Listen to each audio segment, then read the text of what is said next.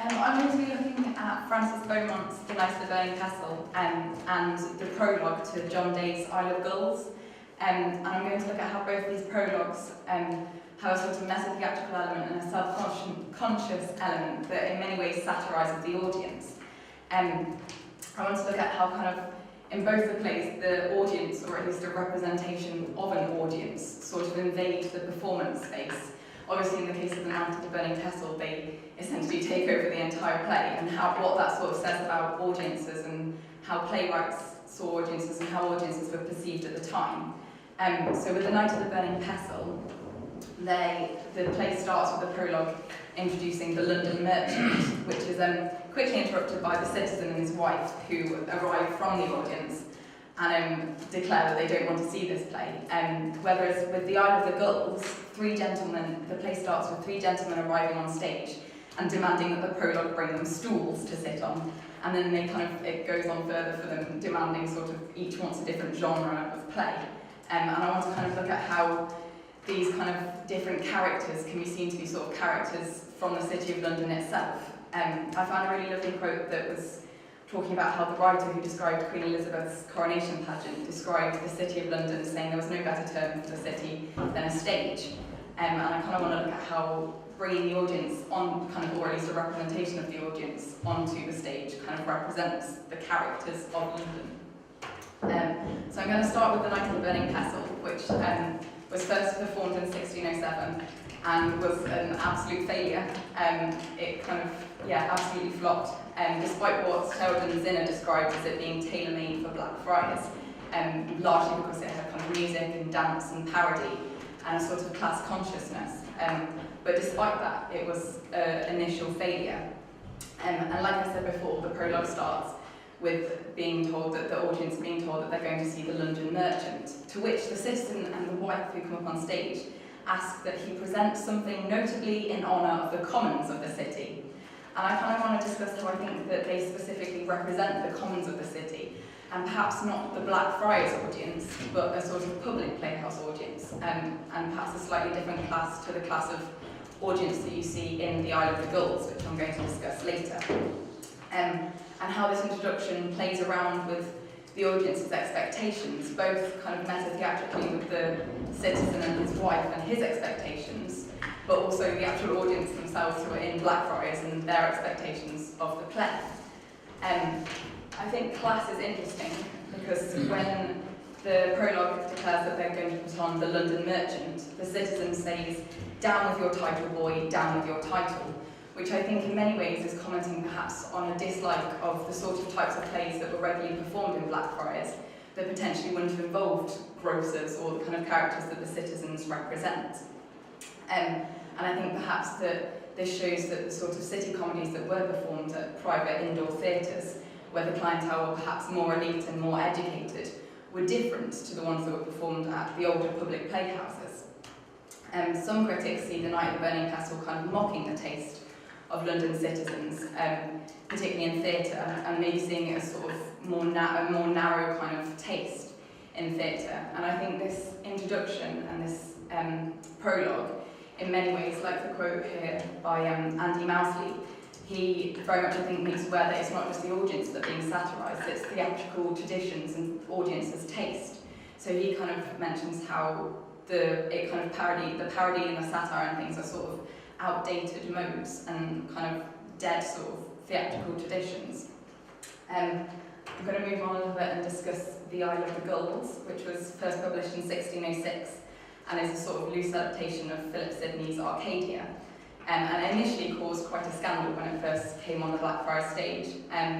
Arthur Kinney describes it as a highly personal anti-court satire, and in many ways it can be seen as that. The Duke and the Duchess in the play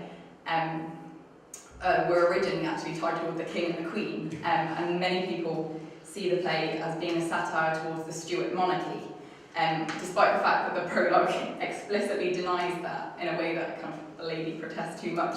When asked about the Gulls and who the Gulls are, the prologue says specifically, "Not out of any dogged disposition, nor that it figures any certain state or private government."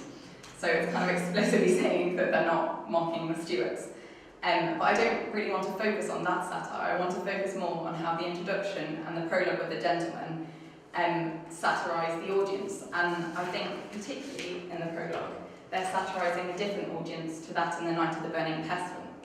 I think they're satirising the taste of the audience, but the people who come on at the beginning of The Isle of the Ghouls aren't citizens, they're gentlemen, a bit like in The Country Wife with kind of Horner, so they wouldn't have had to work. So it's a sort of different class of audience, perhaps more likely to have been in Blackfriars themselves.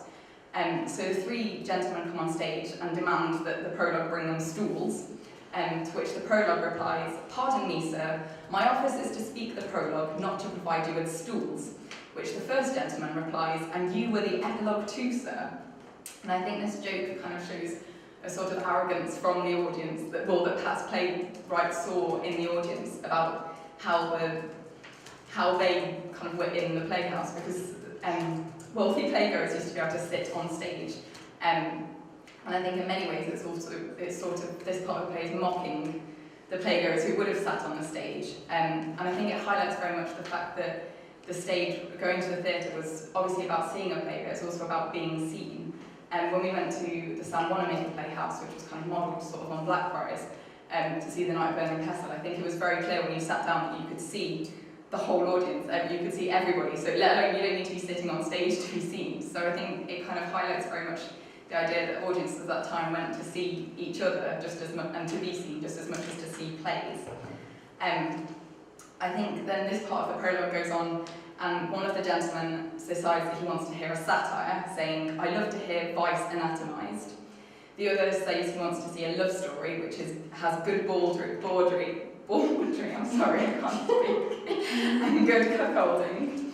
And the last asks for a stately penned history, to which the prologue replies, "Alas, gentlemen, how is it possible to content you?" And I think in many ways this part is sort of a dialogue between Day and his audience, saying how he can't actually please everybody in the various tastes that different audience members have, which you can certainly see in the last part of the prologue, where the prologue says, "Neither quick mirth, invective, nor high state can content all, such is the boundless hate of a confused audience." Which I think raises questions as to whether Day, in that kind of part, is referring to the confused audience, which is the three gentlemen who've kind of bumbled their way and invaded the space on stage, or whether he's actually talking to the Blackfriars audience as a sort of appeal that actually I'm not going to be able to please one and all with my play. But I think it's interesting, because I think with this play particularly, I think the gulls in the play by the end, like this sort of the quote here by Alex Davis, I think it's clear that the gulls aren't just the characters within the play, it's also sort of the audience. Because I think Day challenges a lot of the audience's expectations of the theatre and questions them, and has in a way sort of duped and fools them, like the gulls described in the Gulls Hornbook that we looked at. So I want to look a bit more at the audience and the Blackfriars audience. And the playhouse, the Blackfriars Playhouse, was a place for kind of London's wealthiest playgoers. There was a sort of social elite there. And I think in many ways, perhaps the gentlemen in The Isle of the Ghouls would have been more likely to have been characters you'd actually seen at Blackfriars. They're kind of gentlemen, and they want to sit on the stage, so perhaps their taste would reflect more a Blackfriars audience than the ones of The Knight of the Burning Pestle. As you can see by this quote on stage by Brent Whitten, I really like the idea that he talks about the citizen and the wife in The Knight of the Burning Pestle being intruders into the Blackfriars stage, that they're citizens and they're intruding into this, what he described as a privileged space, which I think is a really interesting idea, and kind of an idea of that there were different tastes between the Blackfriars audience and the public theatre audience. And I think in many ways both plays satirise both of them. Yes. Sorry. I have a handout, I'll hand that out in a second, sorry. I think ultimately you can't actually define the early modern audiences. I think we know that Blackfriars kind of rejected The Knight of the Burning Pestle and the Isle of the Ghouls caused a scandal. But I think what we can say is how they were represented within plays, whether that be a joke from the playwright or an actual representation of the audience. There are a lot of contradictions between different critics about whether these texts mock or celebrate the audience. Theodore Limward says the play is unexpectedly, talking about the Knight of the Burning Castle, sorry, says the play is unexpectedly a celebration of the theatre and the imaginations, not an attack on the mercenary merchants. However, as a quote here you can see from Andrew Mousley, he says that the Knight of the Burning Pestle, and particularly the title, is an ironically intended elitist humour. So I think, to be honest, personally, for me, the Knight of the Burning Castle sits somewhere between kind of mocking the citizens' tastes and celebrating it. But I think you can see that there's a lot of contradictions when it comes to defining an audience and defining the early modern audience as to who they were and what their tastes actually were. And I think both the prologues of these texts kind of meta-theatrically challenge the expectations of the audience, whether it be expectations in genre or class, or their own kind of personal theatrical tastes. I think both prologues are very self-aware of the audience, and I think they, in many ways, reflect a variety of London characters that were perhaps portrayed both on and off stage at the time.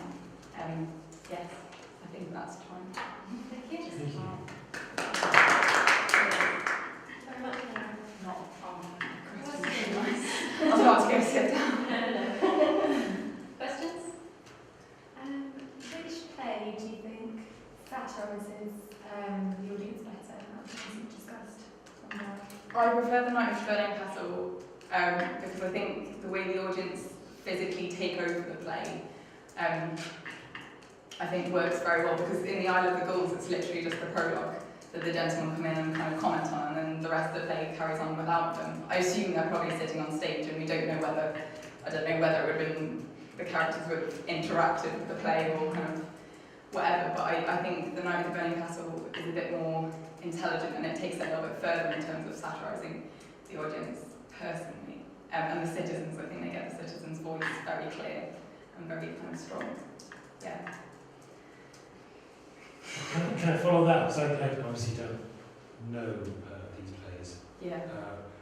So you say that Burning Knight Pestle is better Well, not, at satirising or more pointed?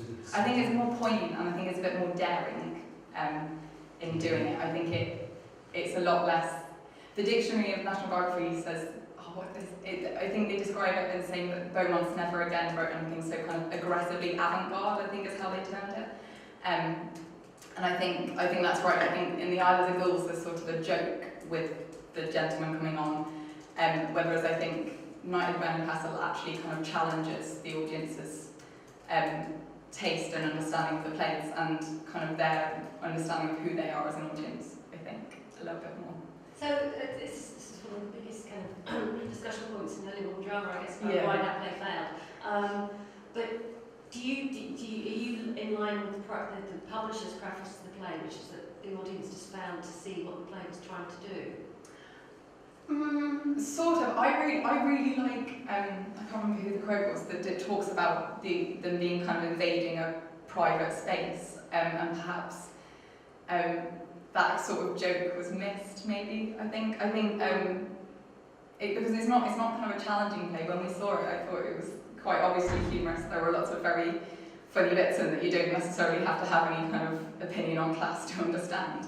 But I don't know. I think maybe it was. Perhaps because it was so direct and so kind of daring in its representation of the audience, perhaps that didn't sit well with the audience in the style. I think maybe. I don't know. So they might have got the joke. That's Yeah. That might be it. That might be kind of. Yeah. They didn't get it. They didn't see the pretty Machiavelli is what the No. publisher Yeah. said. They didn't get it. But conversely, they got it all too well. Yes. But that's where it kind of hinges, really. Yeah. That's. Okay. Thank you, Laura. Cheers. Sorry for the speed I talked at the end. I thought I was running out of time. You got